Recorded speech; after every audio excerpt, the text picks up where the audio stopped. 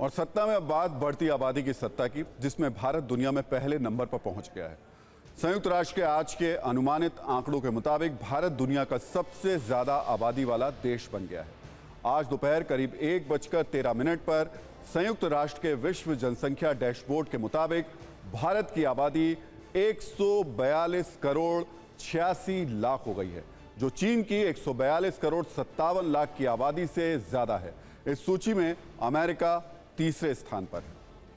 यह एक ऐसी कामयाबी है जिस पर खुश होने का कोई कारण नहीं है, क्योंकि भारत संसाधनों के मामले में वही है, लेकिन आबादी लगातार बढ़ती जा रही है और इसकी वजह से भारत में प्रति व्यक्ति संसाधन कम होते जा रहे हैं। जो बढ़ती आबादी आज भारत के लिए एक कीमती संसाधन है, अगर वो बेहिसाब तरीके से बढ़ती रही, ब्रेक नहीं लगा, तो ये भारत के लिए सबसे बड़ी मुसीबत बन सकती है। इस सच्चाई को जानते और समझते हुए भी देश में कुछ लोग हैं जो दिन रात आबादी बढ़ाओ का नारा लगाते रहते हैं। देश में हो रहे जनसंख्या विस्फोट के बीच कुछ साधु संतों ने हम दो हमारे अनेक की पॉलिसी अपनाने की अपील की है। हरिद्वार में आयोजित एक संत सम्मेलन में संतों ने हिंदुओं से अपील की है कि सनातन संस्कृति और राष्ट्र की रक्षा के लिए अब हम दो हमारे दो के सिद्धांत को छोड़कर ज्यादा बच्चे पैदा करने चाहिए। इस संत सम्मेलन में योग गुरु बाबा रामदेव और अखाड़ा परिषद के अध्यक्ष समेत देश के दिग्गज संत मौजूद थे।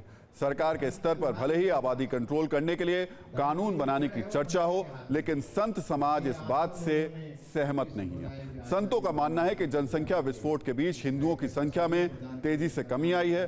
पहले हम दो हमारे दो की बात कही जाती थी, पर अब तमाम हिंदू परिवार महज एक बच्चे के सिद्धांत पर चल रहे हैं, जिससे हिंदुओं की संख्या बड़ी तेजी से कम हुई है और इससे आने वाले समय में हिंदुओं की परेशानी बढ़ने वाली है। संतों की राय पर हमने एक छोटी सी रील तैयार की है, पहले वो देखिए। धर्म की जो जड़ है वो महिला के हाथ में है। सनातन को बचाना है, सनातन को अगर व्यापक बनाना है तो आज भी हमें उसी स्थिति में, जैसे रविंद्रपुरी जी महाराज ने कहा है, हमें जो है ना, ये हम दो हमारे दो वाले से अब काम नहीं चलेगा। हम दो हमारे छः, हम दो और हमारे छः, तब बात बनेगी।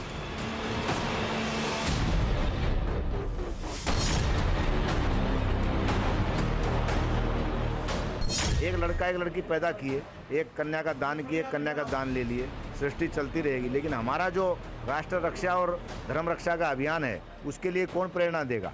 कोई भी माता या पिता नहीं चाहता एक ही पुत्र सेना में जाए या वो सन्यासी बन जाए। इसलिए कम से कम 2 या 3 तो होने चाहिए।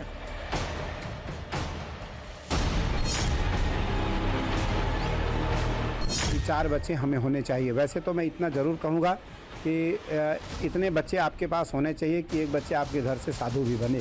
देश की रक्षा के लिए भी एक व्यक्ति आए, एक व्यक्ति आपके घर के रक्षा के लिए भी आए।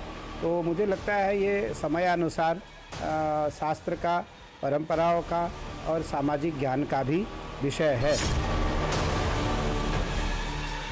ऐसी हम सब की हिंदू धर्म ग्रंथों में मान्यता है, अगर वंश ही नहीं चलेगा या कोई परंपराएं जो हमारी सनातन की परंपराएं हैं, संत समाज या ब्रह्मचारी नहीं बनेंगे तो परंपराएं नष्ट हो जाएगी, समाप्त हो जाएगी।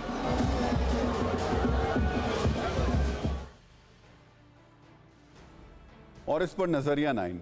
वैसे तो प्रवचन देना साधु संतों का काम है, लेकिन वो प्रवचन अगर धार्मिक मुद्दों तक ही सीमित रहें तो अच्छा है। वैसे जनसंख्या विस्फोट पर साधु संतों के लिए हमारे पास एक रिवर्स प्रवचन है, जिससे उन्हें लाभ हो सकता है। हमारा नजरिया ये कि हर बात को हिंदू मुस्लिम के चश्मे से ना देखें। ज्यादा आबादी एक ऐसी समस्या है जो धार्मिक आधार पर भेदभाव नहीं करती। ये देश के हर वर्ग को नुकसान पहुंचाती है। डेमोग्राफी में बदलाव से जुड़ी असुरक्षा की भावना आबादी बढ़ाकर नहीं मिटाई जा सकती। साधु संतों को समाज को लाभ पहुंचाने वाले पक्ष में खड़ा होना चाहिए, ना कि जनसंख्या विस्फोट के पक्ष में।